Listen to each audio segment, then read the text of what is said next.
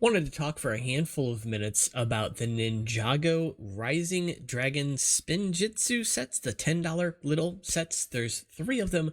They're all dragons. I'll show you them here in a minute, but I want to talk about why specifically I was choosing to get the one in the Keat Orange color here first. Although it's not the color that shows up the best here on camera, given the saturation of my videos, but the main reason I wanted to work with that color, as I've sort of alluded to previously, is because there's a decent amount of color support in Bionicle for projects that I want to do for that color, but not too much.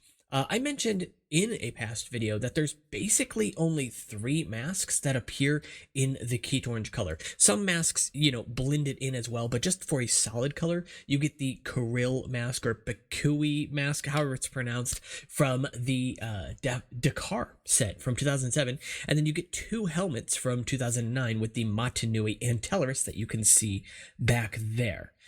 However, that's still more support than colors like Dark Azure get. So although I really like this color a lot, it's very aesthetically pleasing, there's just not as much I can do with it for Bionicle Gen 1 specifically. There is some support for the color. Thankfully, LEGO still makes certain pieces from Bionicle, and several of which have appeared in that color, but not too many. The color that would arguably show up the best on camera, although again saturated here as well, is red. And so these dragons do appear in all 3 colors. Again, we will take a picture of them, or take a look at them in pictures in a moment on the LEGO website. With that said though, this is the build I intend to use it for. This is essentially just the Scrawl prototype build that's been very slightly changed to add these little spike pieces in, and they work out really well. It's a nice way to use those pieces to bulk up the front of the character as sort of armor or something, and I think it looks really cool. It's a very simple build, just using the pins back here to prevent them from going backward any further,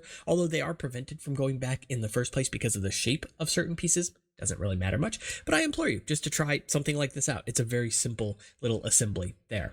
That said, it's a really neat assembly too at the same time, and it gives you a good effect. But I still plan on using capes on these figures too. So my idea right now is to maybe try and keep the Keat Orange more towards the top of the figures, heavily using it in the arms, while the legs could be more along the black color scheme or something else entirely.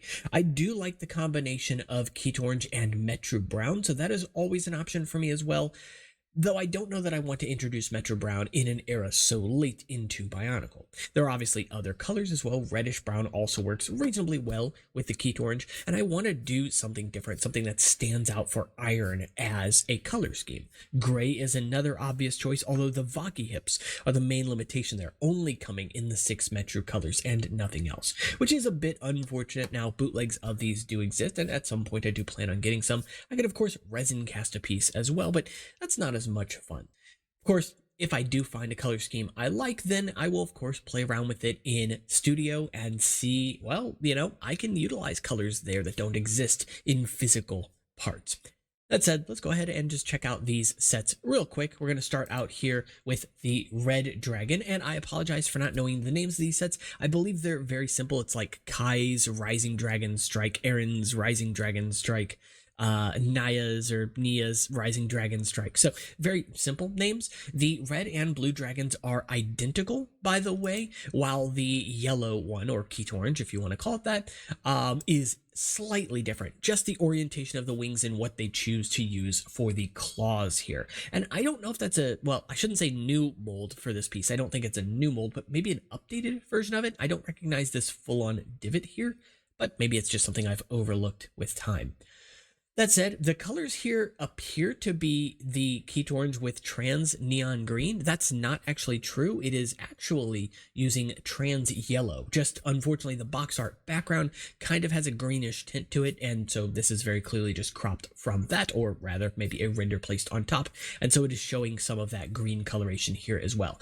The eyes, however, are green. It is a green core ball thing and they're really cool looking pieces. I don't have any of them yet. Of course I plan to play around with the pieces, but the main thing here that I want to mess with, of course, is the head, the helmet here. It does have a proprietary connection to the body, but if it is a too wide connection, hey, maybe it can be used on some G2 heads or something. I don't know that that's the case, of course. I don't have access to this piece just yet. And oddly enough, when I looked online, really nobody had it in stock. So I did place an order for one, and it'll be here in a couple of days, but I really wanted to get my hands on it today. So it's a little unfortunate. We'll have to wait. No big deal though.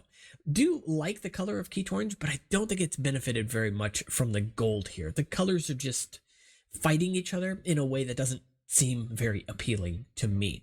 That said, when we look at the Nia's dragon, this one looks great. Of course, medium azure and basically any shade of blue is going to look good with gold, and of course it does here as well. I believe in this case you do get the kind of yellowy colored eyes, or at the very least like the golden clear. I'm not positive on which, so I'll have to look this one up as well.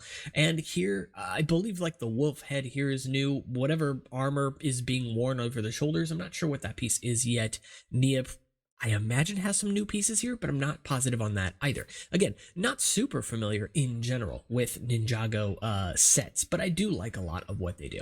In this case here, you can see the dark azure. I was going to say dark orange. That's not the right color. The dark azure wings here paired with, I believe, trans light blue, which I think is a bit of a miss in my opinion. If you guys own the water protector set, then you know that that mask is dark azure paired with trans dark blue, and it is a gorgeous combination of colors. I really wish they would have done that here as well, going darker on the edges of the wings rather than lighter, since the other two dragons go lighter towards the tips of the wings, just something to set them apart. But still, I'm not going to complain about it. I do think that the wings look good no matter what. Dark azure is a great color and really carries anything it's paired with, so that's fine.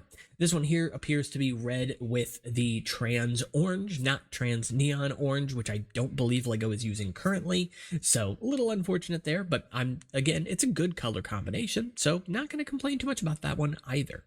In this case, you can see that they have the blue eyepiece in here as well. So I think that they really chose some solid colors for the red and the blue dragon, meaning that the yellow just feels like it gets the short end of the stick here. Having the Keat Orange paired with orange for one thing is already, it's like mac and cheese, you know? It's great. It's not the most appealing thing to look at all the time. I would have preferred something maybe like dark orange paired with the Keat Orange, just for a little more contrast there, and maybe something like that in the body as well. The neon green with the Keat Orange just, in my opinion, isn't going to stand out enough. But we'll see. We don't have the set in hand, so maybe they did something really cool with it. That said, again, the orientation of the wings here does mean that it's going to spin differently from the others. If you don't know the gimmick with these sets, the idea is that you slam down on the back end of them, and then the dragon just launches forward. Fairly straightforward. There are no like sliders on the bottom. There's no anti-studs on the bottom at all, which I find really odd because it would have benefit from those. Although I get it, like with the sliders, it would wobble side to side. Like that's totally understandable. But if you want to utilize this function on like carpet or something, it's not really possible, at least from what I can tell. Maybe they were able to solve from it, and at the very least it looks like the center is uninterrupted and just straight parallel. Well, again, we'll look at the pieces once we have them in hand, so I imagine it would at least slide better than straight up anti-studs, but by much, I don't know. Anyway, the idea though is that you're supposed to insert your finger into the little gaps in the wings themselves. On the gold one here, it's a pretty restrictive space, but on the other two, you can see it's much more open in this area. And then when you slam down on the function, then the dragon will spin, which I don't know what that's supposed to do. It's a neat concept, and I'm not going to complain about it. Something different, something unique. It does require, of course, some pretty proprietary pieces here. This piece would have made a really cool looking sword. Actually, massive, obviously. It's enormous, of course, but it still would have been a really neat piece to have the option to do something like that. So rather than having like a single bar clip, maybe it could have had like a bar split in half with one clip on each side, so it had the same amount of friction, but then in the center it could have had a spot for an axle connection, and rather than having this be slightly curved, just have it flat. That would have been really cool, so you could utilize this for more than one thing. But unfortunately, that's not what they did. And granted, there are probably other reasons why they didn't do something like that, including just bulking up the parts involved. And yeah, Lego knows about this stuff. They think about this kind of stuff when they're designing pieces. So it's a pipe dream to always want something more out of a piece that they've designed, but they usually do design these things for a specific purpose, for a specific reason, and they're usually pretty good at it. Sometimes they miss stuff, in my opinion, but I think that they did fine here. It's still a cool looking piece, and surely somebody is going to love trying to build this into some kind of weapon, and I cannot blame them for that. So yeah, really happy with the pieces here. And of course, they're very small sets. I do believe that the yellow set at the very least does come with a new recolor for the Kopesh sword, although it's not exclusive to that set, but still nice to have it in the flat silver. And just so you can see all of the colors on camera, one more time, all together, I guess. The Keat Orange, the dark azure, that's very hard to hold in one hand, and the red, so you can kind of see what shows up best to worst. So when I do the video on that, I will try to set up the saturation as best I can so that the set appears as in full light, you know, so you can see as much of it as possible, and so we don't detract from the set. That said, though, if you guys did enjoy this video, make sure to leave a like and subscribe because it does really help out the channel. And of course, as always, you can check out the Discord, Instagram, or Patreon in the description if you want to support the channel, get some perks, or join the conversation in the comments. And I will see you all in the next one. Take care.